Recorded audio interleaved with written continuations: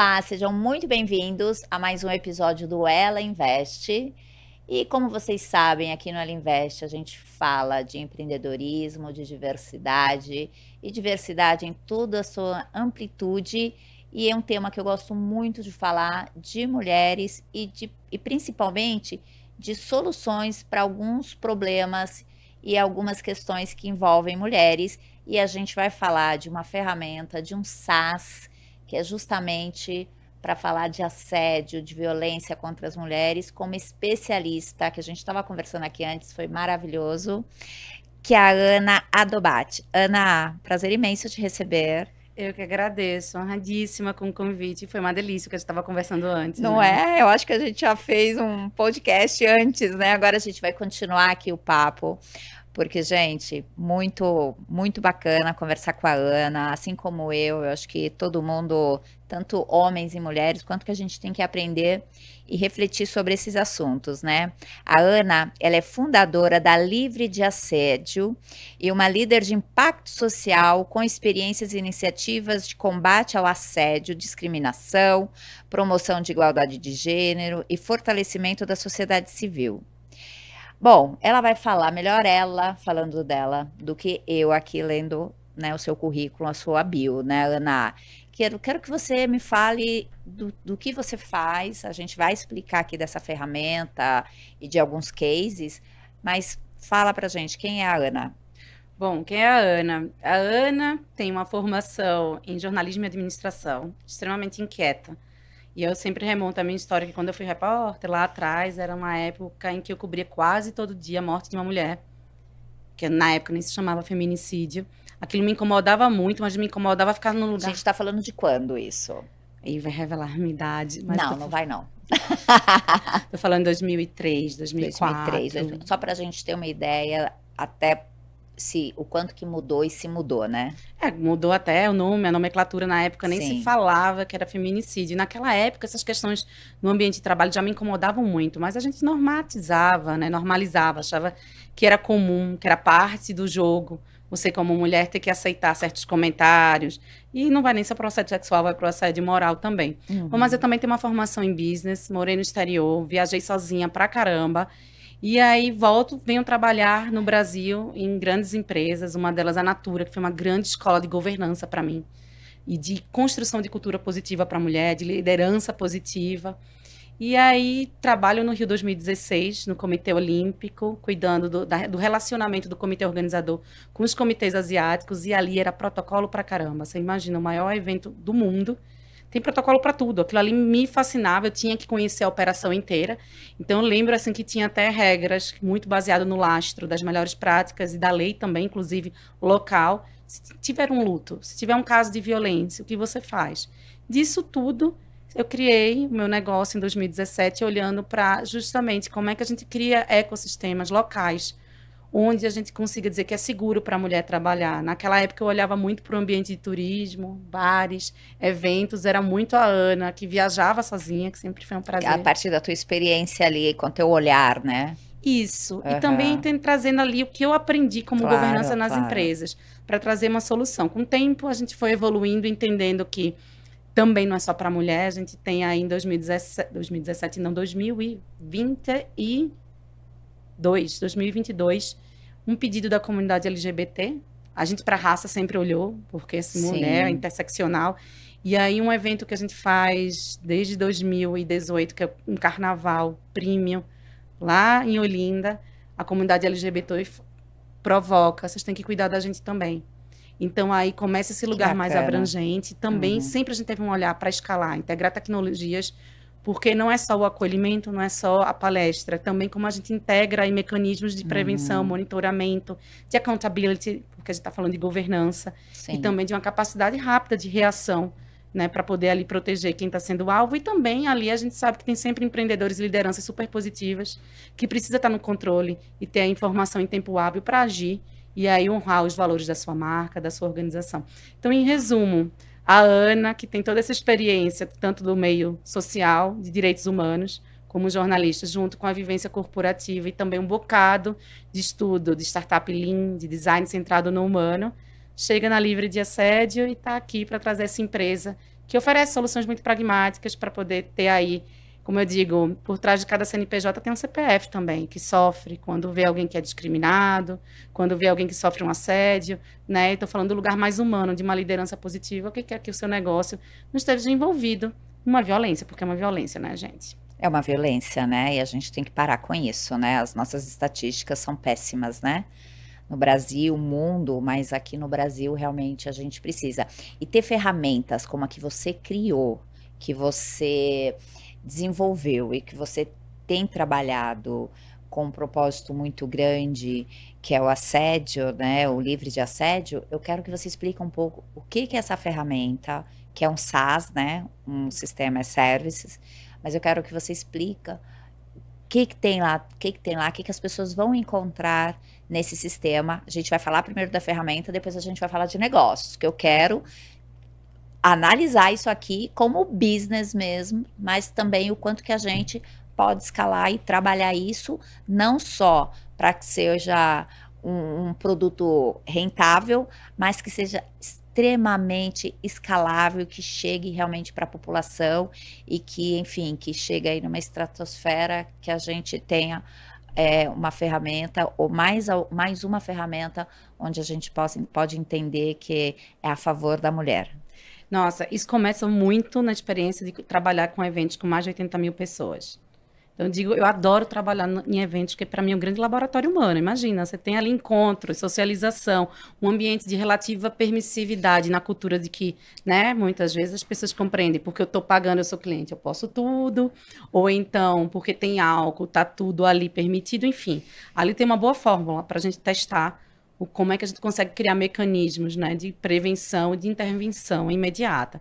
Então, a gente começou fazendo MVP usando tecnologias não proprietárias, para que nos eventos onde a gente tivesse, é humanamente impossível você conseguir controlar e ter só com pontos de acolhimento toda a mecânica ali, a dinâmica daquela coletividade. Estamos falando de muita gente. Então, aquilo ali só ter um ponto de acolhimento, ter pessoas rodando, já não era satisfatório para mim. Né? E ficava financeiramente inviável se eu quisesse dar uma cobertura né, eficiente. Então, a gente começou testando por QR Code, com cartazes, peça ajuda, e remotamente a gente consegue te acolher, entender onde você está e conseguir ter uma reação imediata. Então, começando nos eventos e festivais. Isso em qual cidade, quando que vocês começaram? A gente começou no Recife. Recife é meu grande laboratório, é maravilhoso, Olinda, na verdade, para ser mais honesta. E depois a gente já testou aqui com Tomorrowland, 80 mil pessoas, Primavera Sound. Hoje já é uma ferramenta que está presente nos maiores festivais. Nos maiores festivais. Lollapalooza. Você tá falando Brasil todo Brasil já, né? todo, Salvador, Camarote de Salvador. Carnaval, então, já tem a ferramenta, já está usando. Já. E é bem interessante, porque a gente consegue ter o fast response. A gente entende que, por exemplo, tem lá, muitas vezes a vítima não pode, nem consegue se deslocar até o ponto de acolhimento, como também você coloca ali um lugar para pedido de ajuda para o próprio funcionário e funcionária. Claro, claro. Que ele vai ali, por favor, está acontecendo uma situação de racismo ou de LGBTfobia aqui no bar, mas a pessoa não quer se expor, não quer ser um problema, infelizmente, na cultura trabalhista da gente, para o empregador. Pede ajuda, a gente vai ali fazer a intervenção, não só o acolhimento, mas também olhar para esse lugar de inteligência. Como eu consigo criar barreiras e mitigar para que aquilo ali volte a acontecer. Então, é bem interessante, porque no final você consegue ter relatório de dados para suprir a inteligência daquele evento. Quais são os pontos mais vulneráveis? Qual é a hora do pico? Né, que você sabe, após uma curva grande de presença ali de pessoas, a gente consegue ter um maior número de sinistros. Então, isso é bem legal. Eu sou fascinada por dados. Isso alimentou também uma matriz. Então, hoje, cruzando esses dados coletados há tanto tempo, com a experiência da gente de campo e olhando para o que já tem de regulamentação na cidade de São Paulo, a gente conseguiu criar uma matriz de risco. Que hoje, se tem um evento, qualquer um que seja, não precisa ser o festival de música. Quando a gente fala de evento, lugar de aglomeração. Você consegue juntar e entender, olha aqui, as minhas lanterninhas amarelas e vermelhas, como é que a gente consegue ter uma estrutura, muitas vezes enxuta, mas eficiente, para ter aí uma segurança, para mim, inclusive, enquanto empreendedor, enquanto produtor e produtora. Isso inicialmente olhando para público. Hoje a gente também atua na montagem e desmontagem, entendendo que também relações de respeito envolvem também relações de trabalho. A gente teve há pouco tempo, recentemente, aí acusações de trabalho análogo à escravidão. E a gente entende também que tem uma A gente complexidade. teve um caso desse num grande evento, né, que aconteceu em São Paulo, e por conta disso, a empresa te aciona ou você que aciona a empresa e fala, olha, aconteceu isso e nós temos uma ferramenta. Como que é a abordagem? Olha, é vice-versa. Tem Tá, empresas que realmente a gente precisa provocar, outras que a gente já está entrando nessa curva que voluntariamente já entendem que estão passando por risco. E que ter uma ferramenta dessa que olha para o funcionário e para a funcionária é extremamente importante. Até porque, né, Cláudia, a gente está falando de uma cebola. Você tem a produtora contratante e embaixo subcontratados. Mas é exato. solidário na Uhum. reputação e no risco trabalhista. Sim, Então, ter esse canal direto do trabalhador com a gente que faz a governança, que entende o que está em contrato aqui com a produtora e consegue notificar. Olha, aconteceu isso, precisa de uma ação da produtora, é bem mais inteligente do que esperar uma notificação do Ministério Público do Trabalho.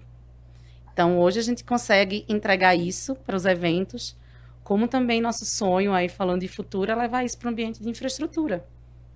bacana. E tem como, né? Existe um mercado para isso e tudo mais. Mas a partir do momento que você coloca esses dados num evento, né? Um evento grande em São Paulo, ou Carnaval em Salvador, ou vários outros que a gente tem pelo Brasil. É, esses dados, quem acompanha? Como que eu faço?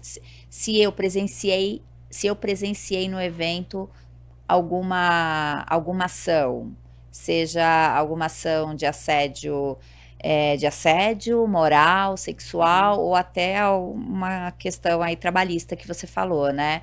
Como que eu, né, tô ali como, enfim, participando do evento, eu conheço a plataforma, mas como que eu faço para acessar e colocar? Tem um QR Code. Então, é por QR Code e por telefone também, mais o número da vítima. Então, quer dizer, no evento é totalmente divulgado isso. Então, quer Sim. dizer, você tem várias áreas lá, todos os acessos e as informações de que se teve algum caso, se tem algum caso, se vê, aciona e reporta. Exatamente. Ah, bacana. Aí eu entrei lá e reportei. E aí? Aí vai para nosso atendimento humano. Mas né? tem alguém online lá? Tem online, Tem alguém cobrindo online? todo o evento, 24/7, se for necessário. Não fica sem Então resposta. fica cobrindo o evento. Aí aciona quem precisa para A governança, a governança para ter a para. intervenção imediata. E aí vocês orientam, por exemplo, que esse evento tenha uma equipe que vai ficar dedicada ali também, alerta, porque se precisar vai ter que ser acionada, né? Isso, a gente tem as Que é duas... como se fosse um comitê de risco, de crise, de alerta ali, né? Exato. Tá. Então, a gente opera das duas formas, tanto com a equipe própria, como também fazendo o setup prévio da governança, exatamente como você falou, quem é o comitê que é responsável. E também a gente tem um tracking, né?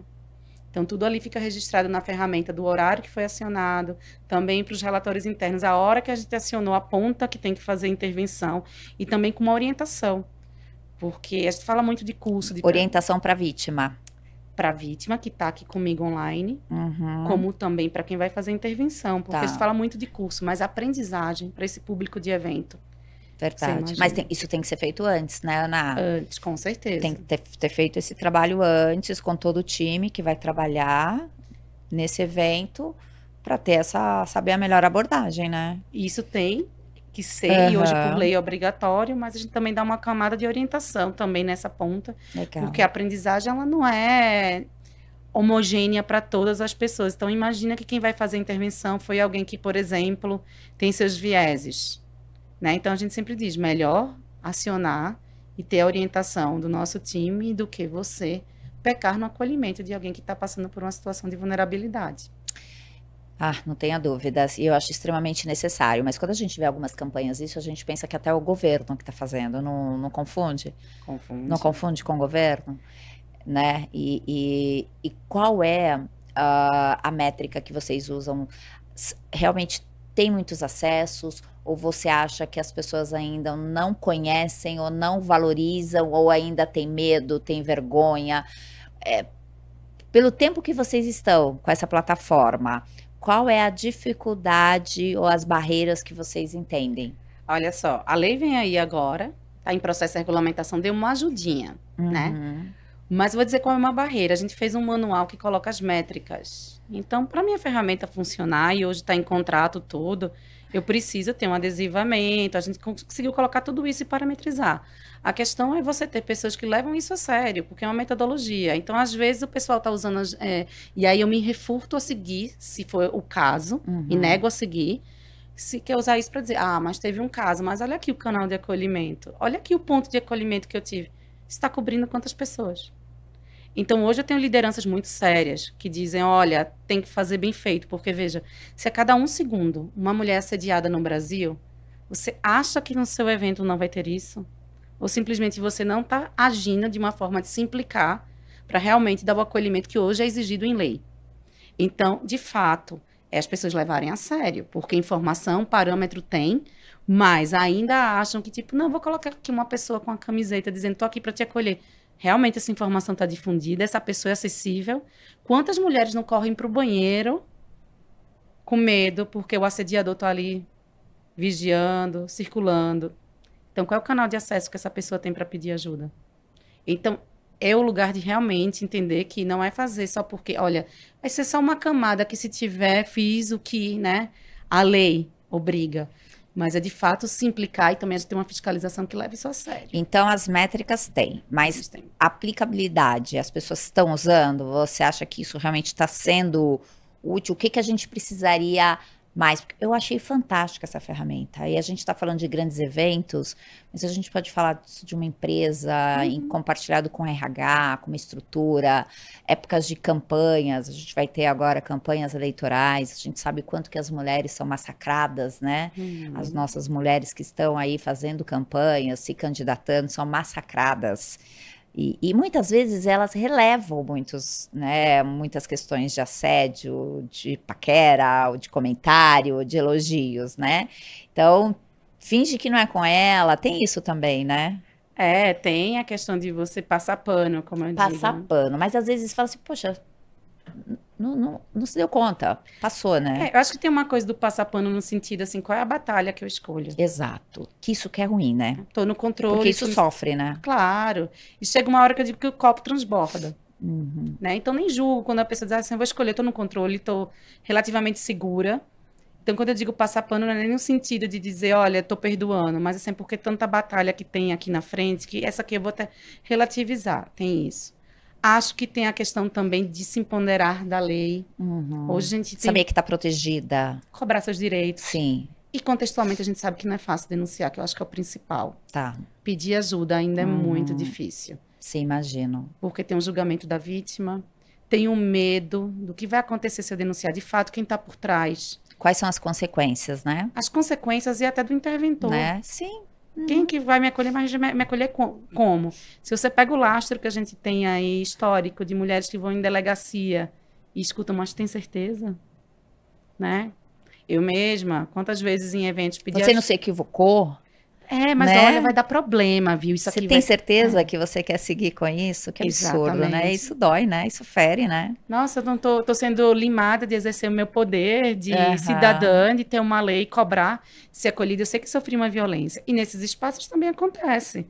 Eu mesma passei de pedir ajuda para o segurança e dizer, não posso fazer nada. Ou então, minha filha, é assim mesmo, né? Nesse evento tem sempre isso acontecendo.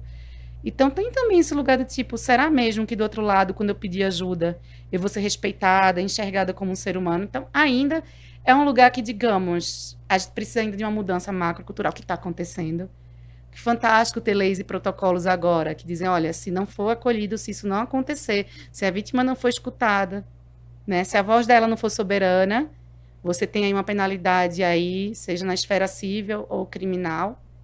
Então, isso é bacana, mas ainda tem um atual. Ainda tem, né? Como negócio, quais são os principais desafios? Primeiro, eu sei que você falou, Cláudia, eu empreendedora, super difícil, né? Não tenho como fazer tudo sozinho. Então, a gente entra naquela questão que, realmente, nós mulheres precisamos, como empreendedoras, empresárias, saber que a gente tem que compartilhar, precisamos de equipe e tudo mais.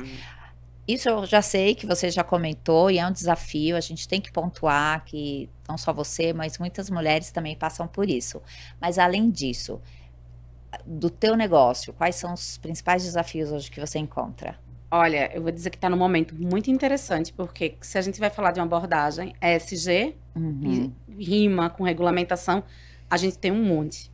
Mas o desafio, eu acho que ainda é educar para fazer bem feito. E aí Perfeito. entra para esse lugar de também, muitas vezes, aí você tem empresas gigantescas que acham que praticamente eu sou ONG e tenho que resolver o problema que é dela. Ela vai ter um problema de reputação. Ela vai ter litígio, tem aí aumentos desde 2017, mais de 300% na corte brasileira, vinculado a assédio, sendo 84% na esfera trabalhista. Por mais que seja difícil denunciar, as pessoas estão denunciando. As punições estão cada vez mais severas.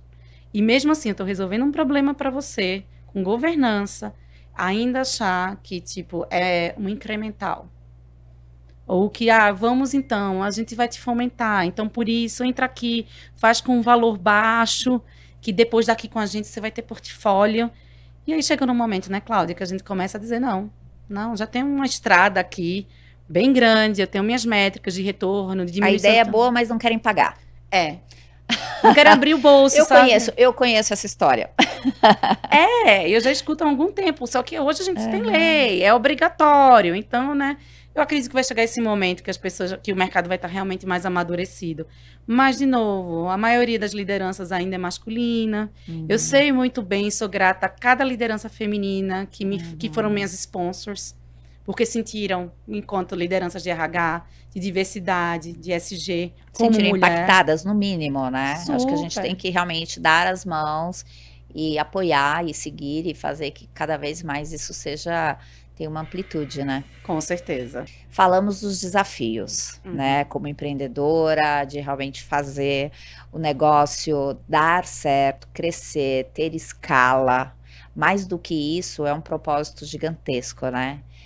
E o que mais? Quais são os números que vocês estão hoje com o negócio, né? Com livre de acesso, assédio? Bom, hoje a gente tem um portfólio bem relevante com empresas, alguns dos maiores stakeholders daqui do mercado. Quando a gente vai falar do setor de eventos, maiores festivais, inclusive internacionais que chegam ao Brasil, estão conosco. Então, a gente está no momento de tração mesmo.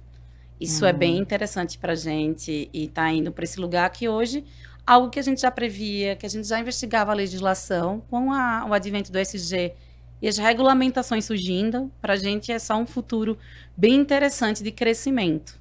Né? Mas dizer que hoje a gente está aí num lugar confortável, como a gente vinha falando, ainda tem muita coisa para amadurecer nos ecossistemas. De novo, quando a gente tem a maioria das lideranças sendo homens, falando de um assunto que é doído, né? Mais para as mulheres, mais para os homens também, digamos, não doído, mas temeroso, ainda tem um lugar para a gente realmente amadurecer aí e ganhar celeridade nesse processo decisório de levar a sério, né? O que é governança, o que é intervenção, para a gente ter aí realmente espaços seguros, para não só para as mulheres, a gente está falando de todos e todas as pessoas, né? E quando a gente está falando principalmente de um assunto e pedindo para que essas empresas, que esses patrocinadores, clientes, e quando você vai apresentar essa proposta, a maioria ainda são homens, que você ainda vai... É bem interessante. A gente tem aqui no nosso histórico da Livre grandes sponsors mulheres. Que a gente andava junto, que foram elas que, ou porque passaram, ou porque a dor batia na pele. Pessoas LGBT também, que foram quem bancaram. E foram tão resilientes quanto a gente nesse processo. Então, é bem interessante, mas a gente ainda tem uma liderança masculina tóxica, muitas vezes. Que a gente vê aquele viés, ai, que bonitinho, so cute, né? Que legal, mas quando chega na hora de remunerar... Mas pagam? Não. Quando chega na hora... Depende, é uma luta, tá? É uma luta. A gente, às vezes, tem que subir o tom de voz e dizer, então, desse jeito não, porque eu pago bem minhas funcionárias. Qual é o tamanho do teu time hoje para fazer esse trabalho? Hoje, a gente tem, eu sempre tenho que fazer a conta na cabeça. Tá. 5 pessoas fixas, um hub de mais 7 a 8 pessoas, porque também muito tem esse perfil de mulheres. Porque você contrata também de acordo com o evento, né? Isso, e foi bem interessante, porque surgiu também com muitas mulheres que são empreendedoras, mães solo, professoras, psicólogas, que querem trabalhar com algo flexível, com um propósito que faça sentido, que também seja uma renda extra. Isso aconteceu pra gente com um fenômeno muito orgânico e bem interessante de entender. Então, a gente tem a comunidade também.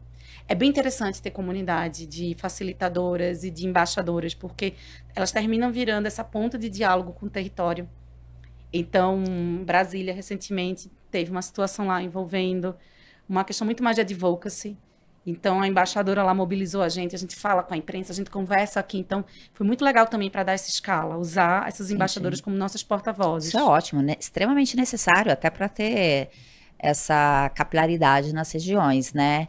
E hoje, quando falamos principalmente dessa questão do time, de pessoas, de mulheres, como que você entende o futuro do livre de assédio?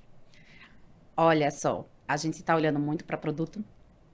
Então, ser escalável, que era o sonho, que era quando eu lá atrás me colocava como startup. Mas tem que ser escalável, tem que ser escalável. Então, hoje está chegando nesse momento. Como um time, eu tenho muito orgulho de ter um time diverso. Então, temos pessoas não binárias, temos pessoas trans trabalhando com a gente do Brasil inteiro, diversidade racial, diversidade de idade, que também é interessante a gente falar sobre isso. Claro. Então, eu fico bem feliz da gente ter honrado para dentro também o nosso propósito para fora. A gente tem agora uma nova sócia entrando. A gente está preparando aqui para captar investimento. Olha só, hein? A gente conversou um pouco antes, né? Que de qualquer forma eu vou apoiar. Eu vou apoiar e nós vamos juntas aí tentar fazer um trabalho. Quem tiver interessado em vir compartilhar comigo, não só para São Paulo, mas é uma questão da gente apoiar ações para o Brasil inteiro, fica super bem-vindo aqui, né? É essa a visão. É a gente seguir junto. Qual a modalidade da empresa? Não é ONG? Não é ONG. Tá, então a gente já está bem estruturado, já está com tração, já está rodando, pivotando, bons clientes, cases, números, analytics, já dá para nós investidores fazermos um bom trabalho aí, que é uma excelente startup de impacto social. Exato, olha só. Então, com uma boa regulamentação também, que cava a necessidade, né? Pauta a necessidade. Eu me lembro muito que no começo dos pitches, por mais que a gente falasse de risco, sempre era um olhar também para a experiência da mulher consumidora. Agora ganhou uma complexidade tão grande com todas as regulamentações que a gente tem, que é tipo assim, é um must have. Você tem que ter. Estou resolvendo um problema para você. Aí, se você quer olhar ou não, é outra história. Inclusive, um diálogo com os próprios VCs. Eu sempre digo, quem quer que a sua empresa investida tenha um CEO falando no horário nobre do Fantástico sobre uma situação de racismo como a gente teve com o Carrefour. Qualquer um está suscetível a isso. Eu queria entrar no assunto até complexo, que é esse nosso ecossistema de venture capital, de startups. Nós temos ainda predominantemente homens, temos mulheres. Durante todo esse tempo que eu estou fazendo mentorias ou investindo, que isso já tem quase 10 anos, nesse tempo todo, e principalmente aqui no Ela Invest, nós escutamos relatos de mulheres que tiveram alguma situação, ou de assédio sexual, ou assédio moral mesmo, né? Pelo fato de ela estar fazendo pitch. Ser mulher, as perguntas eram enviesadas, né? Isso dói, né? Isso machuca, tanto para ela quanto pra gente, não pode, né? E tudo mais. E muitos homens falam, imagina, Cláudia, ou imagina que isso está acontecendo hoje. Isso está acontecendo. Você acha que o livre de assédio, a gente consegue trazer e fazer um trabalho estrategicamente dentro desse mercado? Super, tem que fazer. Porque, olha só, já existe um movimento em Londres olhando diretamente para essas situações de VC, investido e investida, com governança. O que eu sonhei lá atrás, que não existia, que era com bares e eventos, que existia, então, vamos combinar, racismo, a LGBTfobia e o assédio, é crime, gente. Lastro já tem. O que falta é a gente começar a ajustar isso para os ambientes. Então, quando você tem um investidor e uma investida, você tem ali uma relação de poder. Por que não a gente problematizar e dizer que sim, a gente precisa olhar para esse lugar, para essas relações e também começar a colocar esse lastro legal e mecanismos de pedido de ajuda para essas mulheres que vão aí. Eu mesma já fui, não vou mentir, Cláudia, em pleno evento tecnológico, ali aquele jantar pós-evento, que é para networking, chegou, sentou do meu lado o rapaz dizendo, nossa, gostei da sua iniciativa, está hospedado em que hotel? Eu consigo abrir para você toda a verba do Ministério da Tecnologia. Uau! Que coisa, hein? Né? Então, E aí, como é que você reagiu a isso? Porque é tão ruim, né? É péssimo. Esse tipo de abordagem. Eu juro que na hora, e aí eu vou dizer que quando eu falo... Que é o que a gente falou. Eu fiquei sem entender, porque pra mim, com um Aham. crachá que eu tinha, a pessoa ter essa cara de pau. Pois é, você fala, não, não tá acontecendo isso. E levou um tempo, só que eu acho que até o fato de eu não reagir fez ele entender que não teve resposta e ir embora. Então eu me levantei, fui ao Não banheiro, teve espaço, né? e processei, assim, quando eu voltei, uma outra pessoa da mesa tinha percebido o mal-estar, trocou de lugar, mas eu confesso, por isso que eu digo, muitas vezes a gente até precisa, o pessoal, mas ela não reagiu na hora. Eu fiz, gente, eu que sou letrada, muitas vezes, quando vem uma dessa, eu levo um tempo até para entender, nossa. Eu já tive, quando eu estava com a minha startup do mercado imobiliário, eu também tive um caso desse. Eu fui fazer uma reunião com um grande empresário da área do mercado imobiliário também. Ele tinha vários prédios, enfim, empreiteiras e tudo mais. E eu queria que a minha startup fosse, enfim, trabalhasse ali a parte digital dos imóveis dele, a plataforma digital. E fizemos a reunião e quando nós saímos, um dos seguranças dele veio e pegou e falou assim: para que você quer alguns imóveis se você pode ter absolutamente tudo? E me deu um cartãozinho e um convite para jantar. Garotas de Então, é muito complicado tudo isso, né? Enfim, eu rasguei o cartão, eu me senti completamente ofendida e eu dei uma resposta muito, assim, o que eu consegui falar lá na hora. Mas eu acho que como nós temos muitas mulheres, e eu acho que o livre de assédio, acho que a gente tem que transformar isso em assuntos diários, até porque não é que vai ficar cansativo, ele vai ficar realmente conhecido e ele precisa realmente ter uma magnitude diferente. Agora, como negócio, o valuation, vocês têm valuation? Temos valuation, sim.